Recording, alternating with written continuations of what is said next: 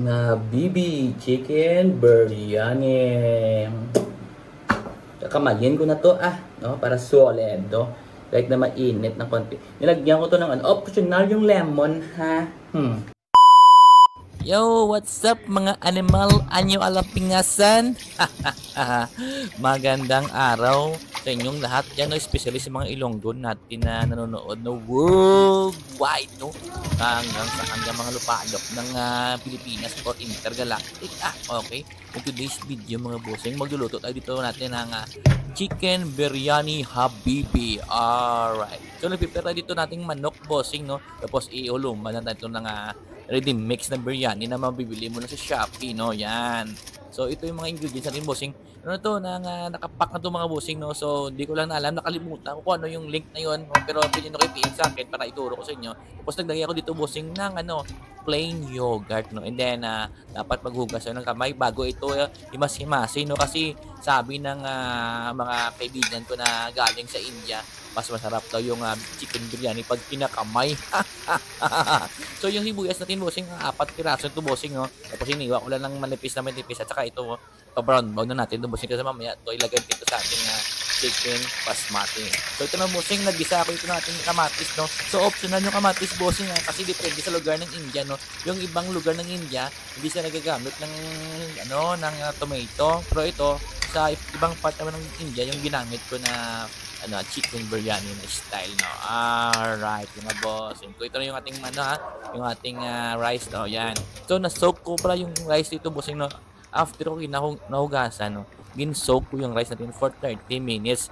Then, i-cook ko lang to siya ng high fire for 10 minutes. And then, pag okay na yung mahumok, hindi man tama siya kaluto, pero maghumok yung kanyang rice, isipait natin, saka i-strain natin. Okay, so back dito sa ating chicken na marinated na biryani recipe.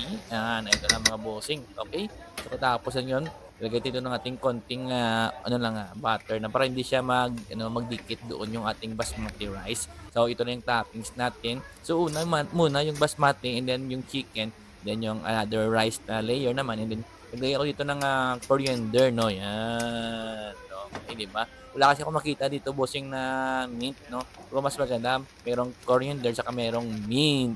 Okay. So ito yung excess na oil kanina sa ating niluto na chicken na marinated na prito na chicken biryani. Saka ito rin yung ating brown na sibuyas bombay. So takpan natin ito ng bossing, ng foil, and then cook na rin ng mga 3 to 5 minutes, no, sa low fire. Alright? So ito na, bossing, ready na. Oh, tingnan mo naman yan. Oh, yan, oh.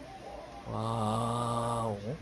Authentic ang galawan, no? Yan, no? Chikingin, no? Tapos lagyan ko pa ito ng lemon. Baka option na yung lemon, ha?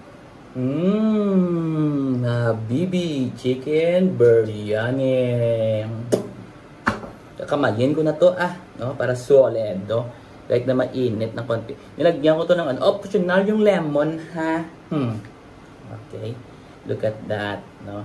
Marami kasing lugar sa India na depende sa pagluto ng chicken biryani. Minsan mayroong patatas, minsan wala. So yung ginawa ko dito is common talaga dito sa India, no? Kasi mas maraming patatas sa India. So nakalimutan ko lang kung saang banda ng India yung may mga patatas. So let's try, no? Patatas. I can taste so solid.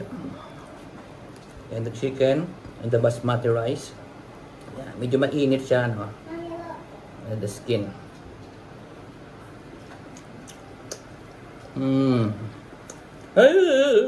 Namit gid bakla. Namit gid kanamit turn. Tudtod bala. Ano pa, oh? Namit. Yeah, that's all.